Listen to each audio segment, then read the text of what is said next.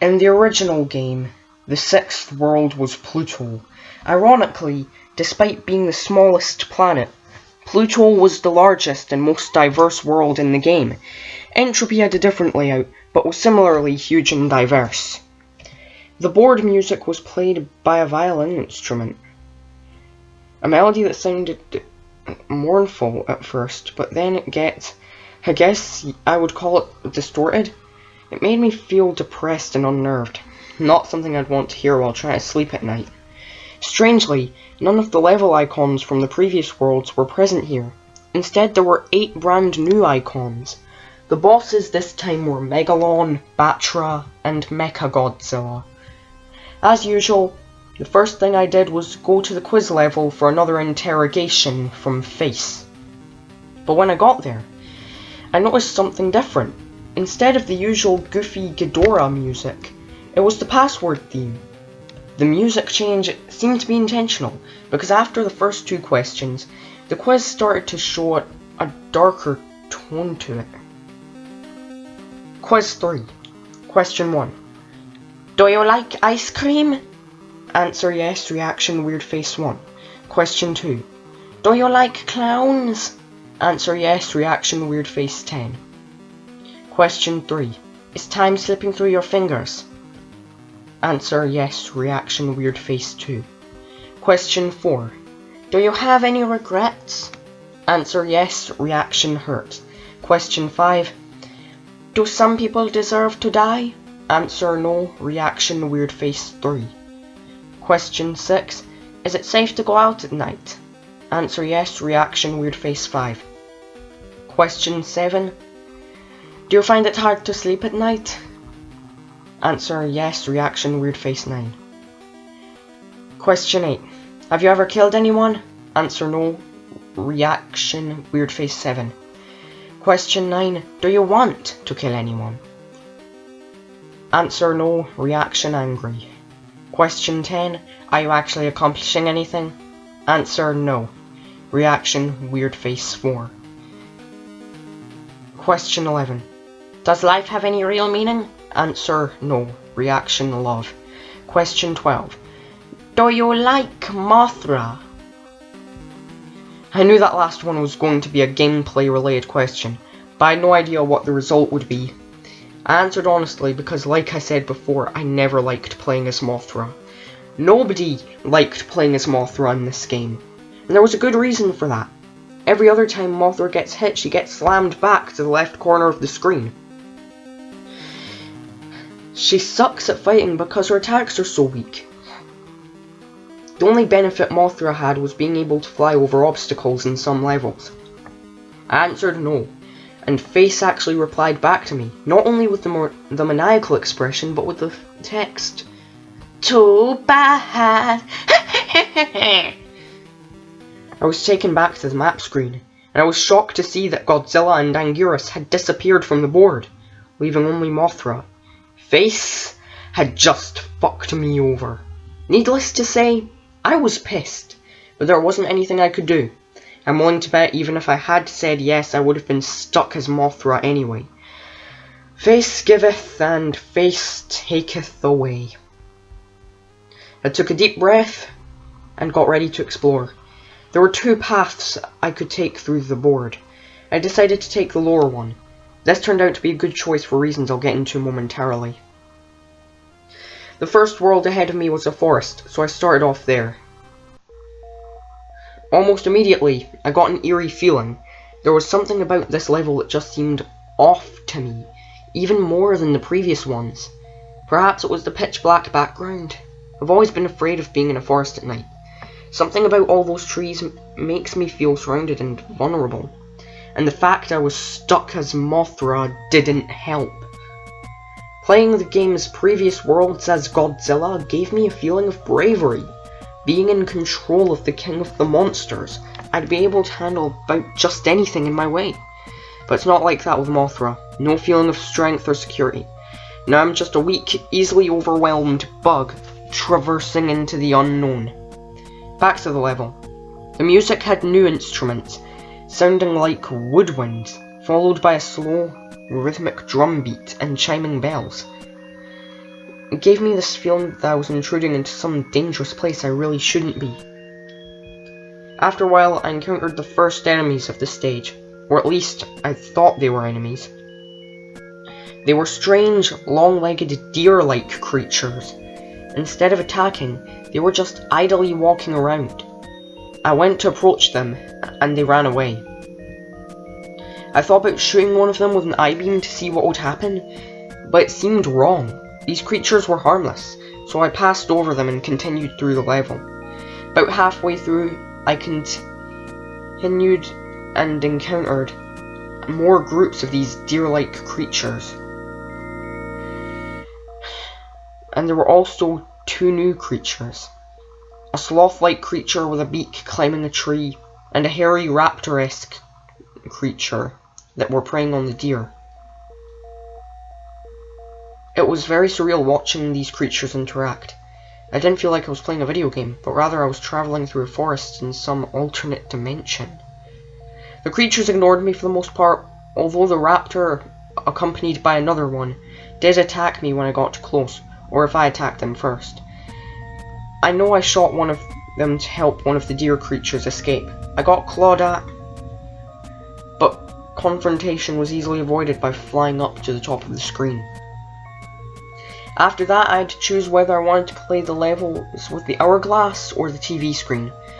I picked the latter, and what I got was not at all what I expected.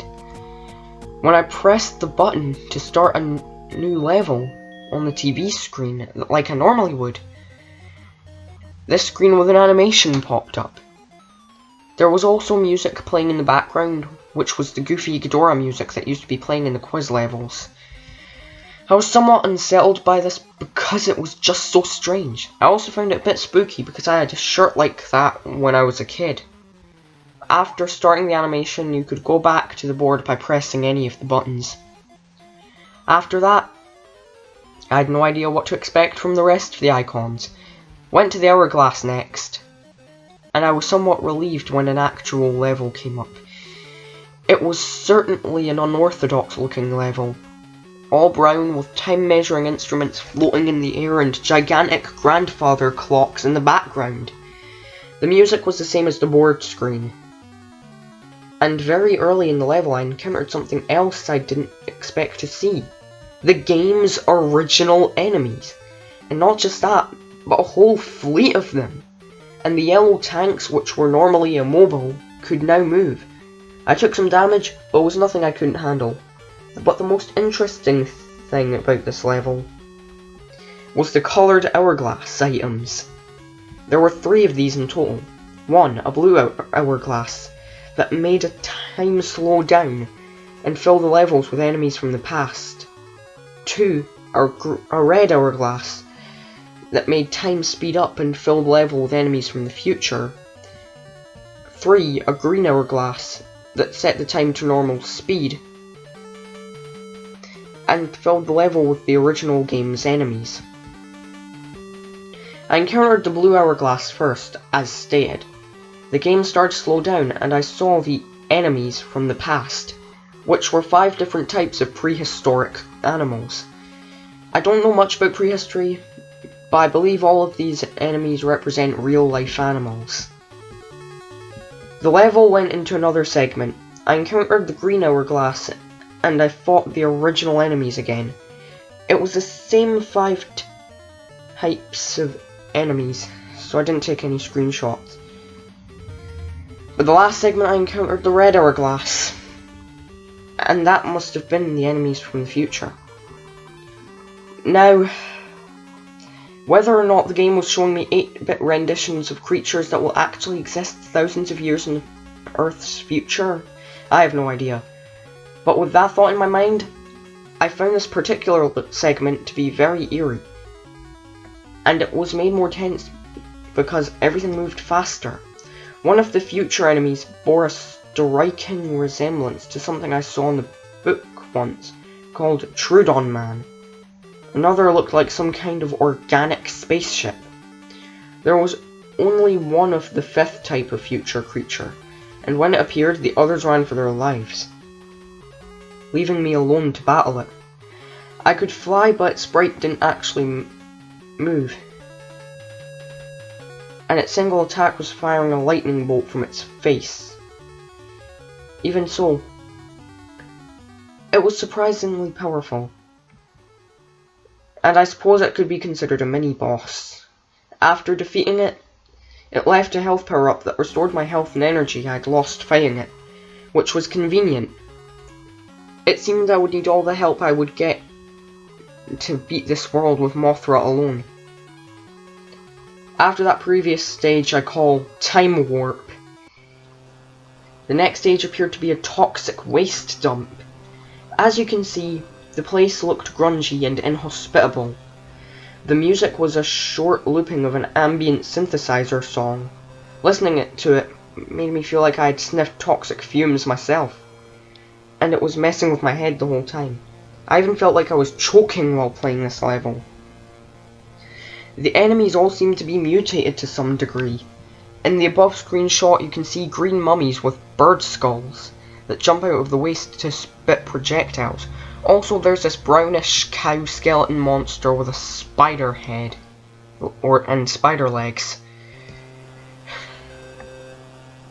Halfway through the level I saw one of the deer creatures from the forest level. It was alone, and when I saw it, it was drinking toxic waste out of the barrel with an anteater-like tongue. I was moving in order to try to make it stop, but then this flock of skullbirds came out of nowhere and started attacking. The deer was actually scared by it and ended up running off the ground into the toxic waste. I felt bad for it. One of the birds bit me, but I regained health quick by killing all of them. They were rather weak. I pressed onward, and of all the levels in Entropy, this probably had to be the most normal, in that there was little deviance from the move forward smash things formula of the original game. I encountered more creatures through the level, like tentacled blobs, and some kind of deformed thing with human-like teeth. I didn't feel like provoking them into a fight, so I kept flying near the top of the screen. I still had to deal with the occasional flock of skullbirds now and then.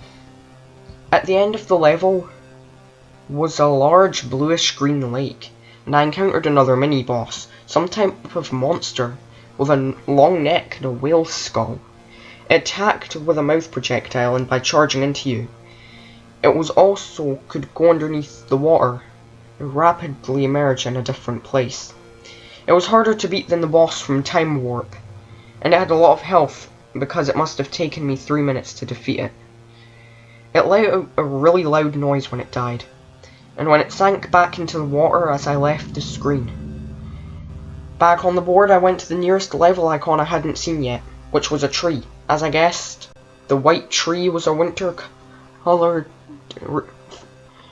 version of the forest stage. But unlike the regular forest, I didn't feel unnerved starting this one. I think the music had a lot to do with it.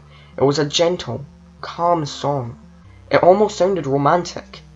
It was quite stress-relieving, and the forest itself looked much less ominous, covered in snow.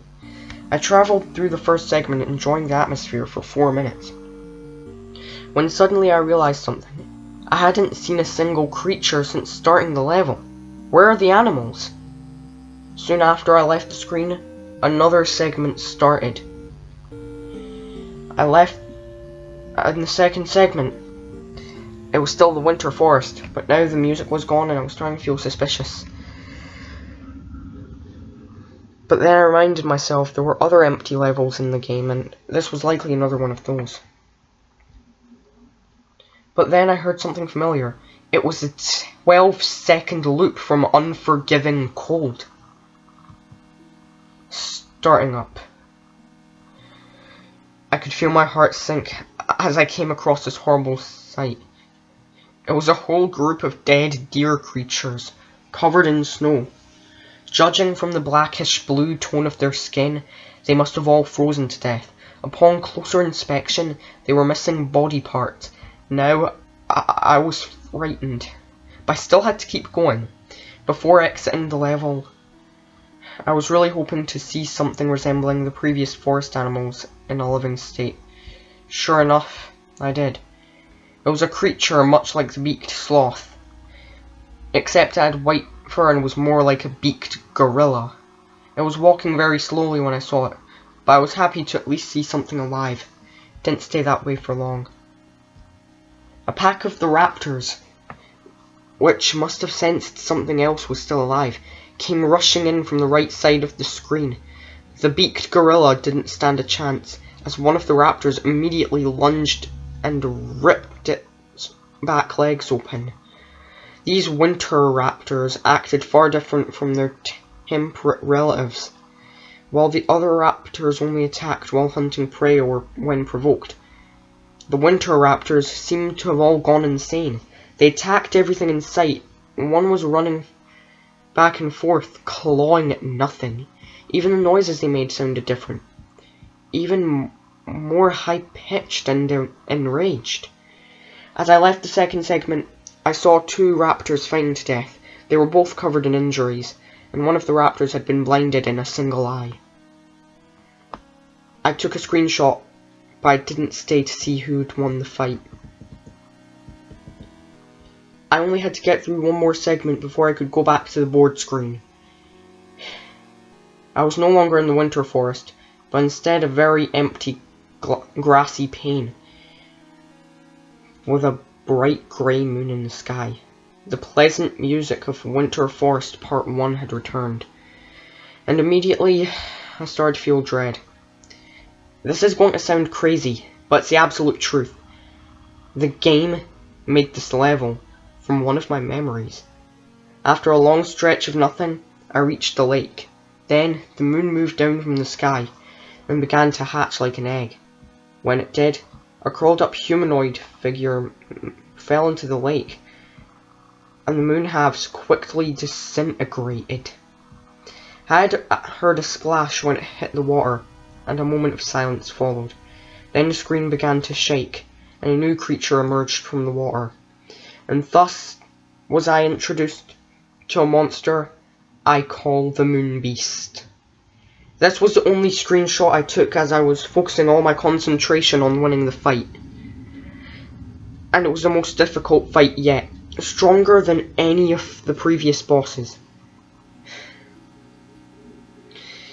This creature, not gonna lie, would have been hard to take down with Godzilla, and with Mothra it seemed nearly impossible. I suppose I would consider myself fortunate that the beast lacked any attacks like Gigan's saw, but if it had, I would have never won this. With barely 3 bars of health left, I'd finally defeated it. But what happened afterward is hardly what I could call a reward. I've been trying to keep my promise and suppress this memory for years, but it seems as if I have to get off my chest. It's a very painful memory for me, but the game already knows about it, I think you should too.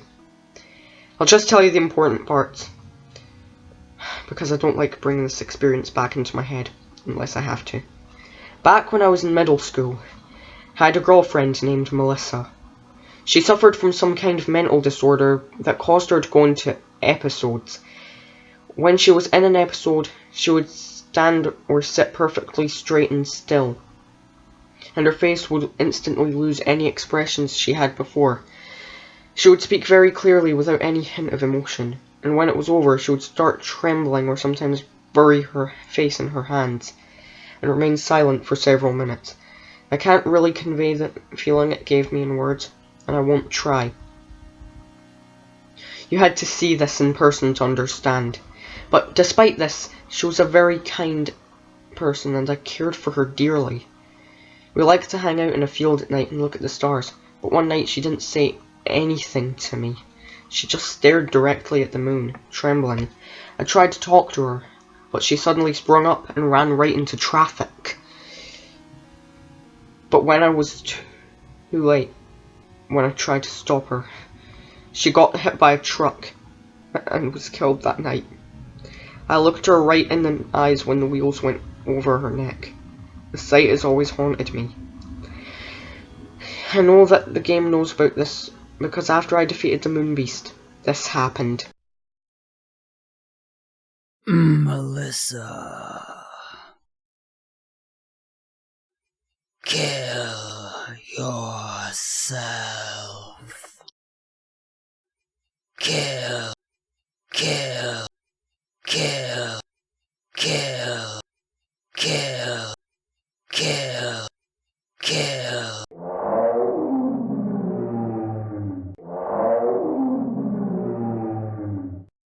After that, the game went back to the board screen. It was all I could do to not burst out screaming. And my hands were shaking so bad I could barely hold the controller. I knew the game was going to test me if I kept playing, but I had no idea it would go this far, or that it was capable of doing what it just did. I could feel my brain going haywire as I asked myself, did the game just read my mind? That didn't seem possible, but what other explanation was there? It was then that I could no longer deny what now seemed obvious. The game is alive, and not only that, it can also establish some kind of mental connection with the player, and yet I couldn't stop myself playing it.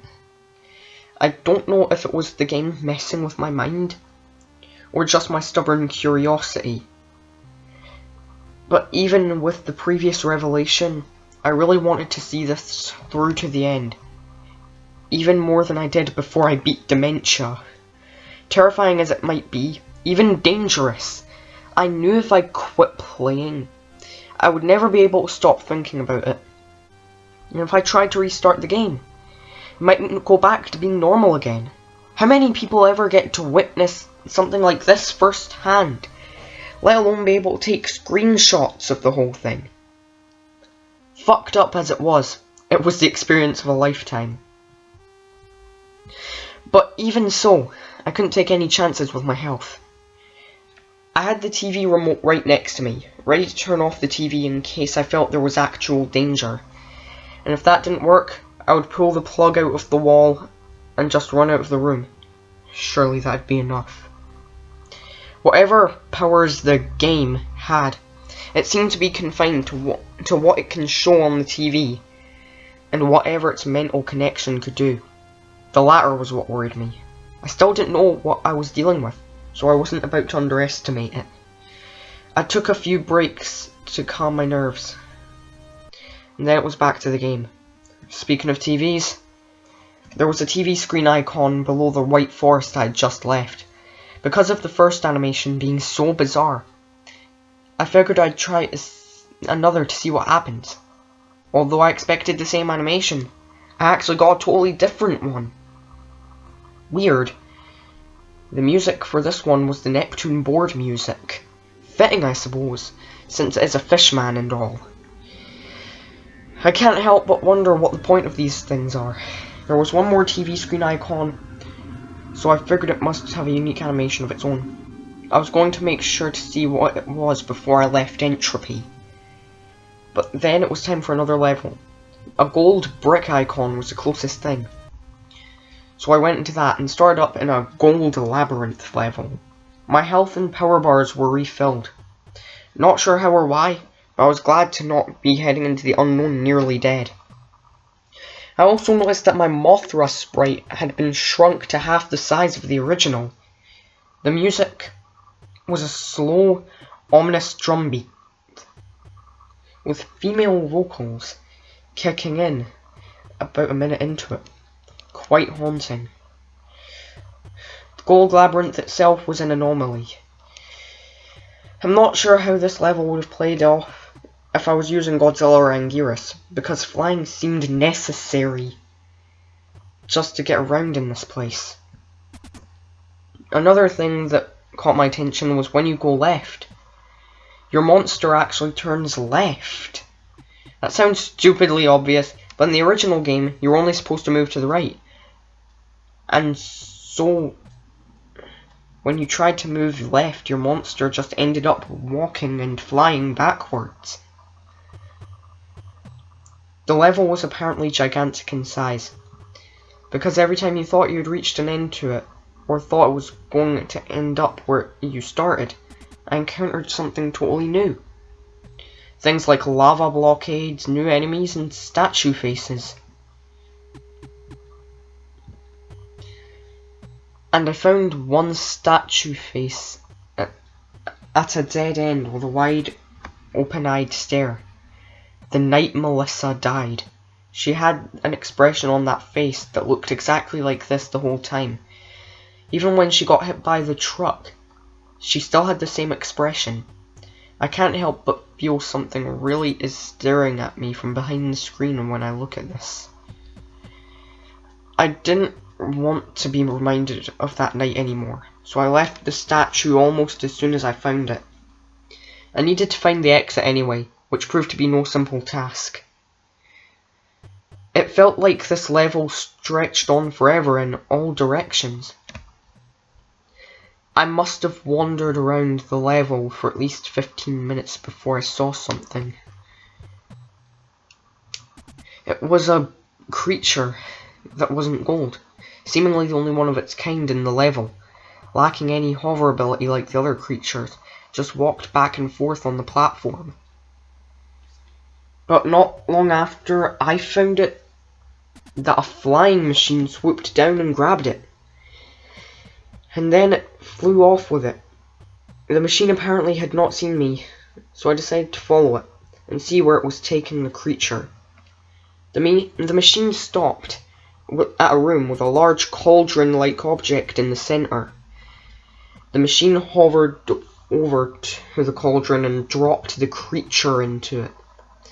The creature emerged from a hole in the cauldron's side, now adorned with the same gold color as everything else. The machine flew off. I'm not really sure what to make of this, but I'm glad I came upon it, because I found the exit soon after. When I got back to the board, I realized that the bosses hadn't moved at all. A bit odd, but it didn't bother me. It made planning my route through Entropy easier. There were still 2 new icons to explore, the Indigo Cliffs and a black version of the Labyrinth. Since there were only 3 black Labyrinth icons, which were surrounded by the bosses, I played the Indigo Cliffs first. It was a lot like the blue/green mountains. The level graphics had the same shredded look to it. There's also a recolor of the clouds and moon from the toxic waste dump. The music, if you can call it that, was merely a deep rumbling noise. One of the first things I encountered were these multicolored creatures with big heads emerging from a small cave in the ground. They all made synchronized shaking sounds, and were walking to the right in a group after emerging from the cave, ignoring me. Having no other way to go, I followed them on their route, and more emerged from the cave until the group had about 100 creatures. Eventually, the pathway ended in a cliff. I was shocked to see that upon reaching the cliff, the creatures began jumping into the abyss. I've seen enemies walk off cliffs before, but I've never seen NPCs do something like this. Very unsettling way to start off a level. I continued flying on. Other various strange creatures, like the ones shown in the previous screenshot, came forward, but more stranger than the last. Another group of the bobbleheads, as I call them, was jumping up and down, only to be snatched by large birds, which I'm very certain are sprite versions of the giant condor from Godzilla vs. the Sea Monster. I defeated some of the condors in battle, but bothered me that these bobbleheads seemed to be so eager to die. If the game itself is alive, perhaps the creatures in these levels are also alive, and some have very unhappy lives, if this behaviour is any indication. But what provokes them to do this? In the back of my mind, I almost suspect that the glowing moon in the sky is the reason. At the end of the level, I saw yet another group of bobbleheads marching up to a monster and being devoured. This was starting to disgust me, so I acted on impulse and fired off I-beams at the monster and the bobbleheads. I destroyed the cave, and the monster became angry, and ran through the remaining bobbleheads to fight me. Although I lacked any range attacks, it was relentless, but was no match for me. I was in the home stretch now, up to the bosses.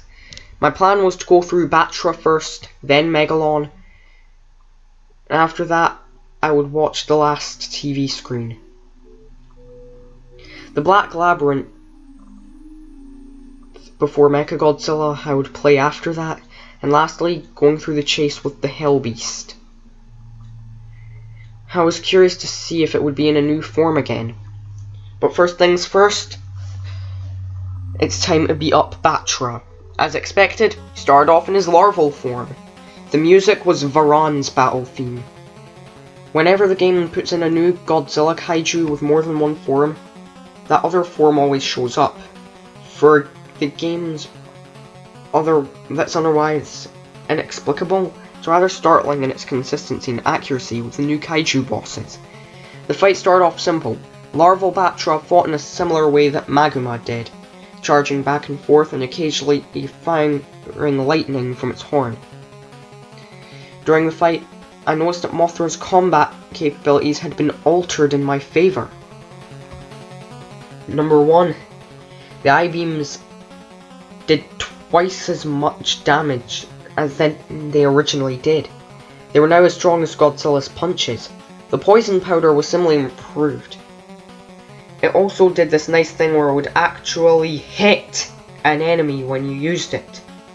In the original game, even though Mothra could fly, she was unable to fly over an opponent. You would get knocked back the same way as if you ran straight into them, which was extremely annoying. But number 2, you can now fly over your enemies as Mothra. I could change direction and fly around, which was a big help because fighting Imago Batra was like fighting a clone Mothra. Although Batra is distinctively faster and stronger, no longer impeded by the slow-moving larval form, Imago Batra was a fearsome opponent.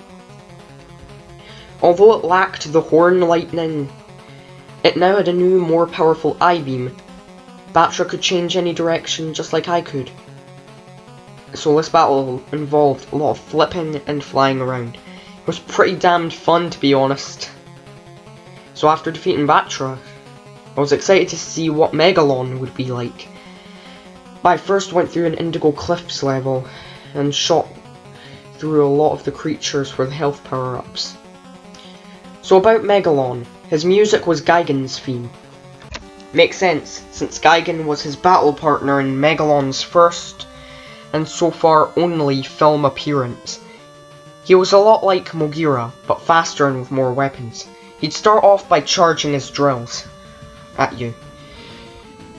I like to fly back and forth around him, which seemed to really piss him off. After a few seconds, he'd step back, turn around and start spitting out grenades. Those were a pain, because they bounce when they hit the ground. Lastly, he started spamming his lightning beam. It only went straight forward, so it was easy to duck underneath and then shoot him with the I-beams. Overall, I describe him as strong, persistent, but dumb. I was now nearing the end of Entropy. I'd just taken down Megalon, and I started up the last TV screen to see what I'd get this time. The result, it was unpleasant. The music for this gruesome scene was the Password theme. Couldn't figure out why this animation was so sinister and violent compared to the other two. The whole game seemed to be growing more malevolent. As I went on to finish Entropy, I began to feel drained. It's hard to describe. Like I'd suddenly became tired when I wasn't before. most likely because it was just the tension from all that happened in the game getting to me. But who knows? The last level type was in Entropy, is what I referred to as a shadow labyrinth. The scenery was recolored from the gold labyrinth, but changed to black, hence the name Shadow Labyrinth. The music was an evil ambience, similar to the unforgiving Cold Loop, but distinctively different. The music was my first sign that this level was going to be distressing. I travelled through the maze for about a minute, then I noticed there weren't any creatures hovering around.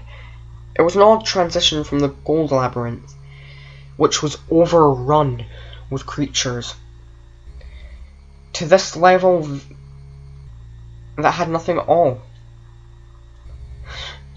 But then this might be a good thing. Maybe there wouldn't be any obstacles and I could get through this with ease. Then the screen went dark. I immediately snapped out of my daze from a few seconds earlier. Everything had been darkened, so the only thing I could see was the Mothra sprite. I couldn't tell where I was and where I was going, and I ended up frantically running into walls. I heard a noise, the sound of a crowd running through the hallways. And along with the running came the roars. Loud roaring sounds, which I would describe as something like a rabid dog the size of an elephant, screaming with fury. And I could tell that whatever was making the noise, there was lots of them. I knew that there was something there, but it wasn't until I did some screen cap editing that I got to see what my pursuers looked like. But at that time I couldn't see where they were or where I was going. I was literally running blinded, and this mob of beasts eventually caught up with me. All I could think of was, "No!" as I saw my life bar rapidly decreasing. The monsters had taken me down to half of my total health. I was saved when the light came back on. The attackers had disappeared. And so the challenge of this level was revealed. Find the exit before the lights go out. And a pack of monsters maul you to death. I was in panic mode now, moving as fast as I could go while trying at every path I could find for a way out. As I played through the level, the lights went out a total of 3 times. The second time, I would have been dead meat had it not been for one of the wide-eyed statues. As I stayed close to it, the monsters seemed to all avoid me until the light came back. The statue warded them away, somehow. I was safe as long as I stayed near the statue, but at the same time, I had to leave to find the exit. The Shadow Labyrinth turned out to be much smaller than the Gold Labyrinth, as it only took about 6 minutes to navigate to the exit. But before the exit, there was a row of halls leading straight down, with no way out. Once entered, you either got to exit before the monsters reached you, or you died. Thankfully I made it out. Only one more boss, Mecha Godzilla. I started the battle and something unexpected happened. Not only did my life shoot back to 100%, seems to do that randomly, but instead of a replacement boss, I was fighting Godzilla. But any Godzilla fan worth their salt can figure this out. Mecha Godzilla started off like fighting a clone Godzilla, but his disguise burned away after only 3 life bars. Usually a transformation only occurred at the halfway point. At this point, it was like fighting Mecha Godzilla in the normal game. It felt kinda nice to fight one of the original game enemies for a change. Although he wasn't exactly normal, he also had the rainbow beam and the finger missiles from the movie. This prevented me from doing the old trick of backing him into a corner and hitting him with I-beams in a spot where he can't hit me. But that was a cheap trick anyways. But after getting him down to half his health, something weird started to happen. His sprite started to glitch, much in a similar way to Godzilla had back in the first world. After a few minutes, the glitches began to form a new shape, and thus the game had created not Mechagodzilla, and I discovered that this visual glitch was somehow related to the game creating things. The human face on this gives a very uncanny look. He was one of the strongest replacement monsters, and had the most firepower to boot. Pictured here is its mouth beam, which I got caught in the middle of. Even though it was a bit stronger, it was also slower than its original counterpart and couldn't jump around as much. I won the fight by constantly staying out of its line of fire, bombarding the machine with poison powder as I flew over it. One last thing to do. The Hell Beast chase. Oh boy, might as well get this over with, I thought. The Entropy end chase ended up being exactly what I thought it would be. A labyrinth level. All the other chases, although difficult, were extremely straightforward. You just had to run to the right and not get touched. But this took all the simplicity out of it. There was no telling how big this labyrinth was, or where the exit was. And now, not only do you have to constantly backtrack to find my way out, I also had to avoid end up getting one hit killed by the red monster. And for those first 30 seconds, it didn't show up. But I knew it would. As I started picking up the pace, I heard a large, loud, flapping noise. Then the roar. There it was, in its flying form. It flew with bat-like wings, and it was fast and relentless as ever. For reasons already stated, this was probably the most nerve-wracking of all the end chases. And as such, I had to keep my focus on the game and not taking screenshots. However, it did take one of the red monster doing something I found very interesting. I had managed to lose it by running through a different path than it apparently expected, and was blocked from attacking me by one of the organic walls. Or so I thought. It tried clawing through the wall for a second, before opening its mouth and tearing it apart with the intestinal jaws. For those brief milliseconds, the monster was held back. Might have been the key to me finding the exit. The path to the exit was long and complex, but from what I remember, I went up, then back towards the left. I'm still not sure why I chose that particular way. Just a lucky hunch, I suppose. I was sweating profusely, but my luck had saved me yet again. I hoped that it wouldn't run out before it finished the game, as there were only 2 more worlds to go. Next was the penultimate world, called Extus.